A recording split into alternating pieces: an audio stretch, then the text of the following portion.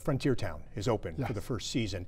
Is this an area, speaking of overcrowding and overuse, is the hope that people may use Frontier Town now as a point to camp and go from there and maybe explore new parts of the Adirondacks, the Boreas Ponds and other places where they haven't been before, instead of automatically heading to some of the most popular trails and high peaks? That is the hope. This first summer you could walk through Frontier Town and see that it was beautiful and well built and well done, a major investment.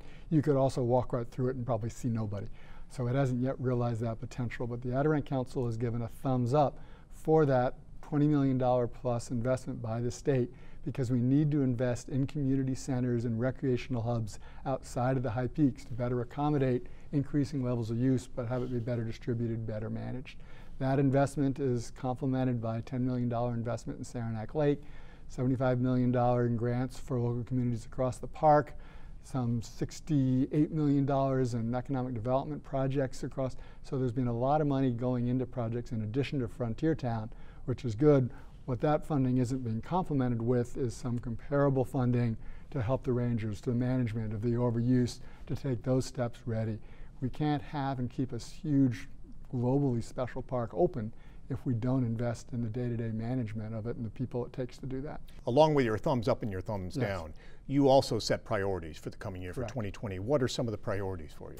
Defending the East Greatest Wilderness, making sure we manage overuse so more people can enjoy it, making sure we tighten and strengthen the invasive species law, making sure with the new climate change legislation in place that we follow through to actually implement it, which is going to take a lot of rolling up sleeves and hard work to make it actually happen, making sure we get pollutants out of Adirondack waters, including road salt, and the Adirondack Park Agency, just to touch on one more.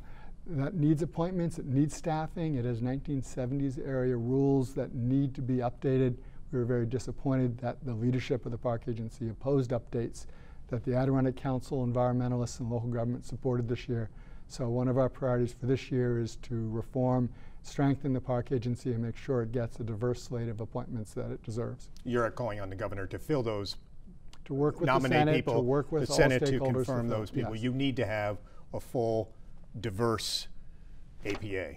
There's to be 11 effective. seats, 8 of them are appointed by the governor with approval in the Senate, and by the end of June there will be 7 of 8, and then shortly after that there will be 8 positions that need to be redone. So this is an historic opportunity to continue some existing members with reappointments, bring in some new blood, have some diversity of environmental, economic development expertise, so the Park Agency can fulfill its mandate of providing the long-range planning for the park.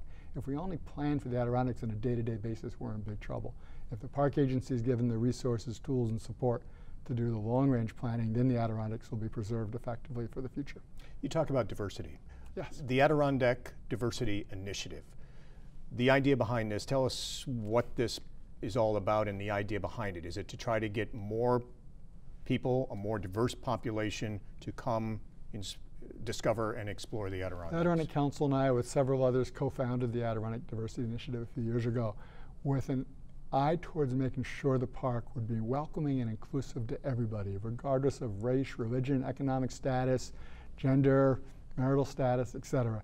So we were able to do a lot on a volunteer basis, had several conferences, and then realized to step to the next level we needed to hire a director and fund a training and outreach program. So we went to the legislature and the governor's office. Senator Serrano, head of the Parks Commission, put a new line in the state budget of $250,000 a year.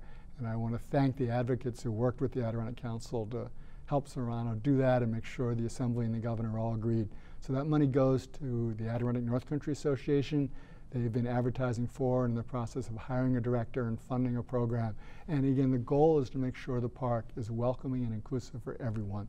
The overnight visitation, the numbers through Lake Placid, 1%, maybe 2% minority, but the day use hiker group, people just coming in from the day from Connecticut, from around New York State, that's maybe 11% in terms of minority. So there's a big upswing, and we want to make sure the park is a great experience for all those people so the visitation can grow and more people enjoy the park, and there's a huge constituency for the park in the future. So there's some growth there now. You'd like to see that continue. It's happening. We'd like to make sure the park is very effective at being welcoming and inclusive for everybody.